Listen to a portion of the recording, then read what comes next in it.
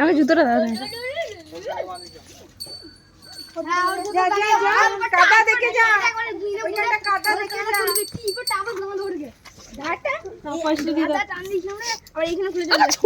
ছুড়ে কি রে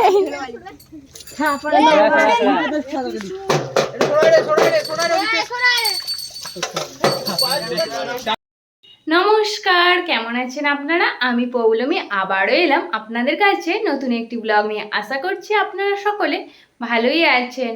তো আজকে হলো উল্টো রথ।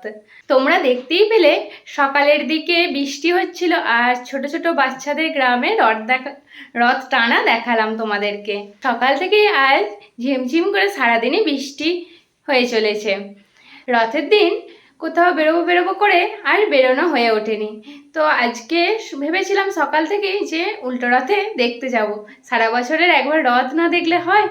তো সকাল থেকেই ইচ্ছে ছিল রথ দেখতে যাওয়ার, কিন্তু এমন বৃষ্টি তো ভাবছিলাম বেরোনো বোধহয় যাবে না। কিন্তু এখন এই বিকালের দিকে একটু বৃষ্টিটা কমে বেশ বাইরে ভালোই ঝলমলে রোদ উঠেছে। তো এখন আমরা যাব রথ দেখতে। আমাদের কাছে পিঠে রথ বলতে এই শ্যামসুন্দরে আর মেরালেও হয় আমার মামার বাড়ির কাছে। তো ওখানে 2-4 বছর গেছি। তো আজকে একটু দূরের দিকে যাওয়ার ইচ্ছা আছে, যেখানে যাইনি। শুনেছি ওখানেও বেশ ভালো রথ হয় বড়, তবে কখনো যাইনি। তো সেখানেই আজকে যাব রথ দেখতে। চলো কিভাবে কি যাচ্ছি আর কেমন রথ দেখছি তোমাদের সাথে শেয়ার করব। আশা করছি তোমাদের ব্লগটা ভালো লাগবে, তো দেখতে থাকো। এখন অনেকটাই দেরি হয়ে গেছে, বৃষ্টির জন্য তো ভেবেছিলাম বেরোতে পারবো না। তো চলো ঝটপট আগে রেডি হয়ে নিই। আমরা রেডি হয়ে বেরিয়েও পড়লাম। আকাশের মেঘগুলো দেখো কেমন উড়ে বেড়াচ্ছে, কিছুটা সেই শরতের মেঘের মতো। বর্ষাকালের মেঘটা বেশ দেখতে ভালোও লাগে। কোথাও জমে বৃষ্টি আর কোথাও নীল আকাশ। আকাশের মনের খবর এখন আর কেউ বলতে পারবে না।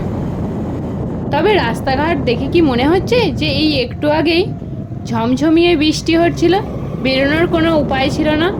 দেখে তো মনে হচ্ছে এদিকে কোনো বৃষ্টি হয়নি, এমনভাবেই রোদটা উঠেছে।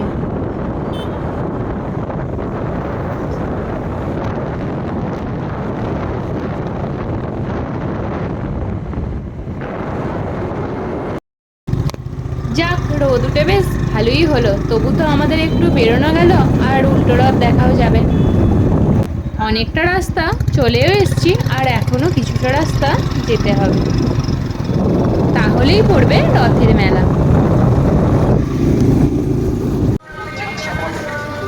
রথের মেলায় প্রথমেই পাঁপড় জিলাপি, এগুলো ছাড়া যেন রথের মেলা অসম্পূর্ণ। তবে পাঁপড় কোথায় ঝাঁকছে কয়েক খেয়াল করিনি, তো জিলাপি এখানে ঝাঁকছিল। এখানে জিলাপি ছাড়াও ছিল মথুরা কেক, কাঠি ভাজা, গজা।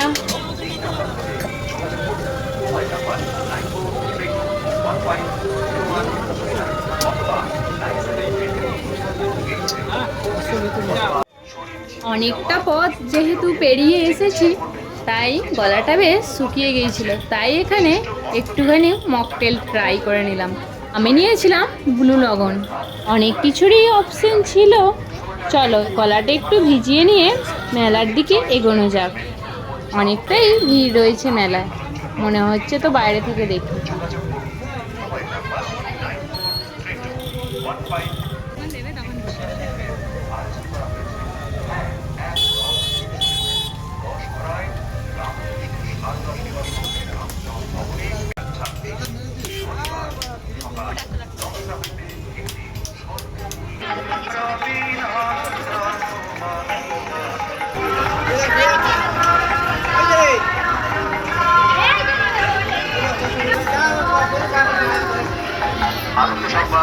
প্রত্যেক মাসে আমাদের এই আশ্রম ভবনে উপস্থিত থাকবে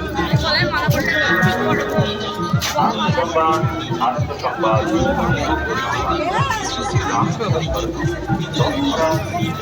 ও, আমরা তো কোথায় এসেছি সেটাই তোমাদেরকে বলা হয়নি। আমরা এসেছি 10ঘড়ায় উল্টো রথ দেখতে।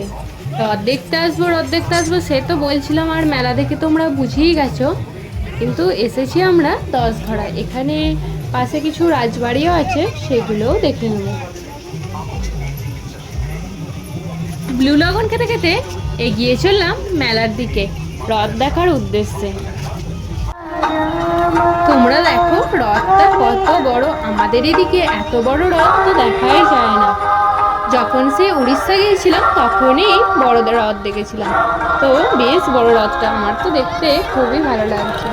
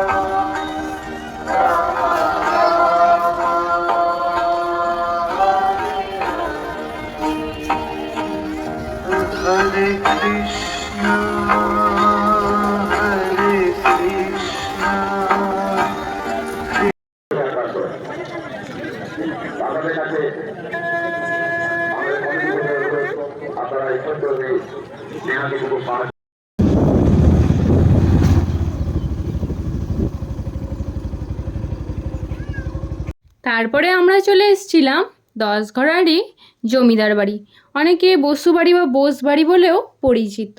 এখানেই রথ থেকে ওনাদেরকে নামিয়ে পালকি করে এনে এখানেই রাখা হয়। গোপাল বাড়ি নামেও পরিচিত। এখনও রথ থেকে নামিয়ে যেহেতু ঠাকুর নিয়ে আসা হয়নি, তাই এখনও ভিতরে প্রবেশের অনুমতি নেই। তাই আমরা বাইরেটাই একটু ঘুরে দেখছি।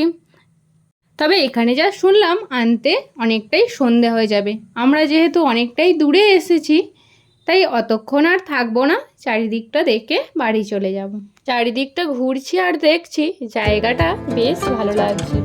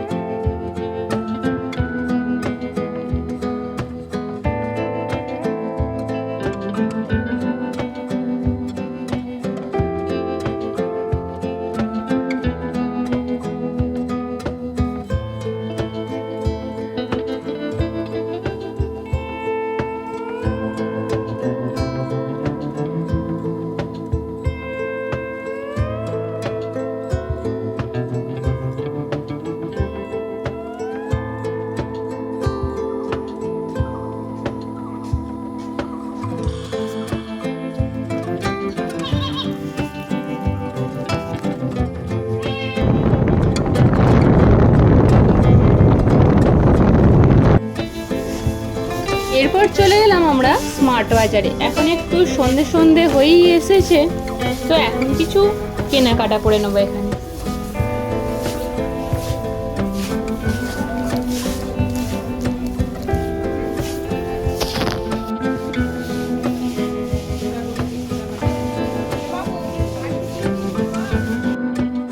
বেশ অনেকক্ষণই বেরিয়েছিলাম, তো রাতে বাড়ি যাওয়ার আগে ভাবলাম কিছু খাওয়া দাওয়া করে নিই।